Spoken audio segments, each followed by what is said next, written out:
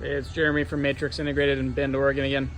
Just going to show you what we're going to do to the front of this 21 Revel during the Agile RIP kit install. So here's the components going on at the front.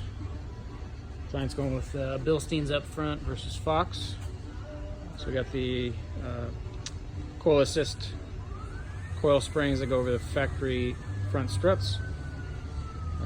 Auxiliary front shocks, again Bilsteins. Wheel spacers just like in the rear. All the hardware. So anyway, here's the stock setup. So stock front strut. So again, we're going to put the Agile coil assist spring over that front strut, reuse the front strut, and then add the auxiliary front shock as well, the Bilstein that you saw. And anyway, so we will show you after we're done what that looks like.